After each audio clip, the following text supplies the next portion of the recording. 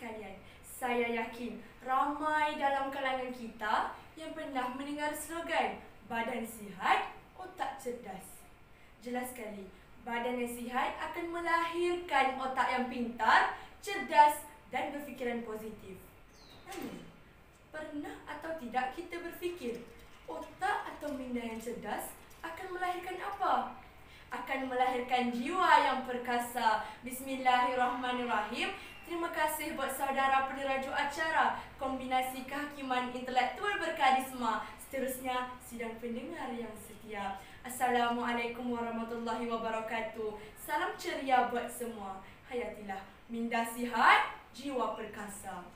Begitulah tajuk pidato yang disajikan buat santapan minda warga merdeka. Saudara dan saudari, menurut Datuk Profesor Dr. Muhammad Muhammad, pakar motivasi negara, minda yang sihat mampu membentuk budaya pemikiran yang positif, teguh dan aktif. Manakala jiwa perkasa pula, menurut Datuk Dr. Muhammad Fazlah Kamsah, ialah keadaan jiwa yang sentiasa tahan cabaran, bersemangat wajar, mencapai kejayaan. Justru, tajuk Datuk Minda Sihat Jiwa Perkasa mengajak kita untuk menganalisis atas satu sintesis. Bagaimanakah dengan memiliki minda yang sihat, berkolerasi dan mampu membentuk jiwa yang teguh perkasa.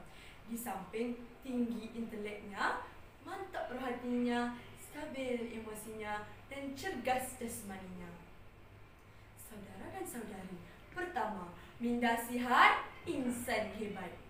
Sesungguhnya, dengan memiliki minda yang sihat dan positif, segenap halangan dan cabaran yang menerpa mampu ditepis semudahnya. Bahkan, minda yang sihat juga mampu melahirkan insan yang berjaya dalam segenap lapangan. Buktinya, kita lihat sahaja Datuk Dr. Syekh Muzaffar Syukur yang mengharumkan nama negara apabila menjadi angkasawan pertama Malaysia ke ISS. Sepanjang latihan beliau, pelbagai onak duri diranjau dan latihan larian hinggalah ujian kecergasan. Namun, beliau sentiasa positif, terus berjuang sehingga berjaya. Tidak cukup dengan itu, siapa yang tidak kenal Datuk Lee Chong Wei, pemain badminton nombor 1 dunia, dan Datuk Azizul Hasni Awang, pelumba pecut berbasikal negara. Mereka berdua pernah gagal di gelanggang, merasai kalah dan menang. Malah pernah cedera ketika bertanding dan berlumba. Namun, mereka bangkit demi negara tercinta. Semua ini kerana apa? Kerana minda mereka yang sihat sentiasa, yang akhirnya membina jiwa yang perkasa. Bukti jelas, minda sihat, jiwa perkasa. Saudara dan saudari, kedua, minda sihat, usaha di martabat. Kerana ledakan arus teknologi, media sosial mula mendapat tempat setiap hari.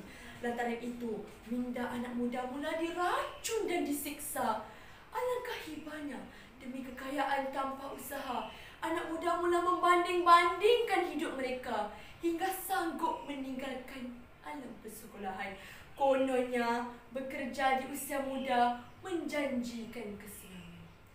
Tidak kurang juga yang kecanduan hiburan dari Barat dan Korea Selatan menjadikan jiwa bangsa kita lemah dan punah. Lantas, bagi mengelakkan nasib menjadi bubur, takut nanti sudah terhantuk baru terngadah, pelbagai usaha digembling bersama membangunkan minda sihat, jiwa perkasa. Antaranya, Kementerian Pendidikan Malaysia menjalankan program minda sihat agar guru dan pelajar mendapat manfaat. Kementerian Kesihatan Malaysia pula menjalankan kempen Let's Talk Minda Sihat agar masalah mental dan psikologi dirawat. Media pula, laman web songsan dan pornografi disekat, diganti dengan program motivasi dan berselawat agar rohani masyarakat sentiasa diperkuat. Semuanya bertujuan agar minda sihat terus dibudaya sehingga membentuk jiwa yang perkasa. Saudara dan saudari, ketiga, jiwa perkasa dituai buahnya. Setelah usaha membudayakan minda sihat di jana, alhamdulillah, jiwa yang perkasa mula membuncah di hati bangsa Malaysia. jati diri bangsa Malaysia yang sejati dapat dibina sebaiknya.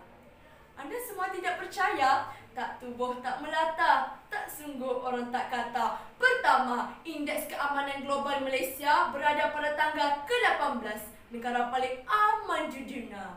Kedua, Indeks Kesejahteraan dan Psikologi Rakyat meningkat kepada 119.20 mata pada tahun 2021. Dan ketiga, kejayaan negara menjadi antara yang terbaik dalam mengawal penularan wabak COVID-19.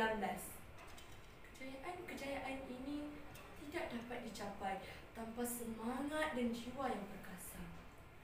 Bayangkanlah, andai minda sihat tidak dibudaya, semua ini pasti tidak berada dalam genggaman kita. Kesimpulannya, kesedaran kita terhadap minda yang sihat perlulah disebarkan sentiasa, kerana dengan minda yang sihat, pemikiran kelas pertama akan tercipta, akhlak yang baik akan terbudaya, jiwa perkasa akan terbina. Sebab itulah juga Tuhan menjadikan anggota kepala setinggi-tinggi anggota di tubuh kita. Di dalamnya tersimpan kemas akal dan minda. Hikmahnya, Tuhan hendak mengajar kita, manusia, jika baik mindanya, baik jugalah jiwanya. Sekian, minda sihat, jiwa perkasa. Wabillahi taufiq wa hidayah. Wassalamualaikum warahmatullahi wabarakatuh. Terima kasih.